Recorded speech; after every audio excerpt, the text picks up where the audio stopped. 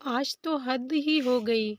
रोज़-रोज़ के ताने तो बर्दाश्त हो जाते थे, लेकिन आज राजीव की बातों ने तो दिल चीर कर रख दिया। सुबह से लेकर शाम तक सारा दिन घर के काम में पिसने के बाद राजीव ने कहा कि तुमने आज तक इस घर के लिए किया ही क्या है? ये लफ्ज़ सुनना ही था कि सुमन का मानो कलेजा छलनी हो गया हो। पूरी रात सुमन रोती रही। उसने तय कर लिया कि अब इस घर में रहने का क्या ही फ़ायदा, जब मैंने इस घर के लिए कुछ किया ही नहीं। मैं तो किराएदार हूँ। सुबह के 4 बजे थे। सुमन उठी। उसने खुद को जब आईने में देखा तो ऐसा लग रहा था कि वो खुद को पहचान ही नहीं पा रही थी, क्योंकि उसकी पहचान एक ही झटके में राजीव ने ख़त्म कर दी थी। बैठे-बैठे सुमन की आँखों में से आंसू बह रहे थे कि सुबह के 6 बज जाते हैं, थोड़ा-थोड़ा दिन निकलने लगता है। सुमन एक छोटा-सा ख़त लिखती है कि मैं किराएदार थी, क्योंकि मैंने इस घर के लिए कभी कुछ किया ही नहीं। किराएदार घर खाली करके जा रहा है। वो मेज़ पर ख़त रखकर चली जाती है और वो पैदल ही घर से निकल पड़ती है।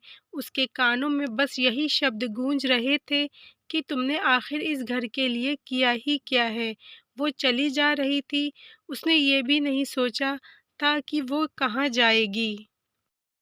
जब सुबह राजीव उठते हैं, वो बिस्तर पर सुमन को ना पाकर इधर-उधर देखते हैं। फिर उनकी नज़र उस चिट्ठी पर जाती है। वो चिट्ठी खोलते हैं और उसे पकड़कर मुँह बनाकर बड़बड़ाते हैं, जाएगी कहाँ, खुद आ जाएगी। फिर थोड़ी देर बाद बच्चे उठते हैं। राजीव और सुमन के 2 बच्चे हैं। एक से 6 साल का लड़का शुभ और 4 साल की लड़की शिवी। दोनों सुबह-सुबह उठते हैं और अपनी मम्मी को आवाज़ लगाते हैं। राजीव उन्हें समझाता है कि मम्मी बाहर काम से गई हैं। शिवी मासूमियत से कहती है, तो पापा हमें तैयार कौन करेगा? लंच कौन देगा? बेटा मैं तैयार करूँगा तुमको और बढ़िया सा लंच भी बनाऊँगा। एक तरफ वो ब्रेड सेक रहा होता है। इतने में राजीव की सास, जो सहारा लेकर चलती थी, आवाज़ लगाती हैं, बेटा सुमन, मुझे वॉशरूम जाना है, ज़रा आ जाओ। राजीव उन्हें लेकर वॉशरूम जाता है। बहू, बेटा बहू कहाँ है? मैं माँ, वो अपने मायके गई है, आ जाएगी कुछ दिन में। जब तक किचन में जाता है, चाय सब जल चुकी होती है। वो दोबारा चाय बनने रखता है। शिवी आवाज़ लगाती है, पापा मेरी चोटी बांध दीजिए। बेटा आज ऐसे ही हेयर बैंड लगाकर चले जाओ। शुभ कहता है, पापा जूते के फीते बांध दो, तुमसे इतना भी नहीं होता। राजीव झल्ला जाता है। राजीव के बाप आवाज़ लगाते हैं, बहू चाय और न्यूज़पेपर कहाँ है? वो जैसे ही पापा को चाय देने जाता है, पापा हमारा टाइम टेबल के हिसाब से बुक रख दो, शिवी कहती है। राजीव का दिमाग झल्लाने लगता है। जैसे तैसे एक दिन कट जाता है। अगले दिन से फिर वही। राजीव गुस्से में अपने पिता से खुद न्यूज़पेपर नहीं उठा सकते, चाय नहीं बना सकते। माँ को थोड़ा सहारा दे दो, और माँ सपोर्टर से चल सकती हो तुम भी। और ये बच्चे इतने बड़े हो गए हैं, इनसे अपना काम नहीं होता। इतना कहकर राजीव को खुद एहसास हुआ, जो अपने माता पिता का इतना सम्मान करता था, कभी उफ नहीं की। उनके आगे जिन बच्चों पर जान छिड़कता था, वो उन पर हाथ तक उठा देगा। राजीव को अपनी गलती का एहसास हो गया था कि एक औरत अपने घर को चलाने के लिए अपनी खुशियां बलिदान कर देती है। राजीव की आंखों में पश्चाताप के आंसू आ जाते हैं। वो अपने माता पिता से माफ़ी मांगकर सुमन को ढूंढने चला जाता है, मगर सुमन उसे कहीं नहीं मिलती।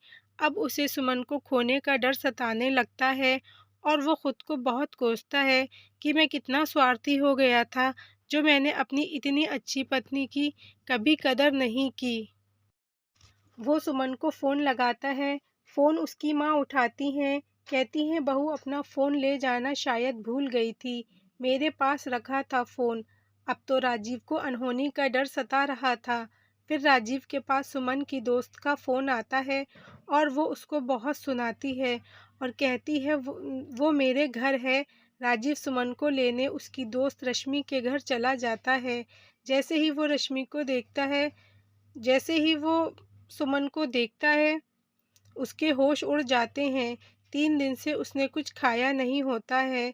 एकदम कमज़ोर लग रही थी और एकटक देख रही थी।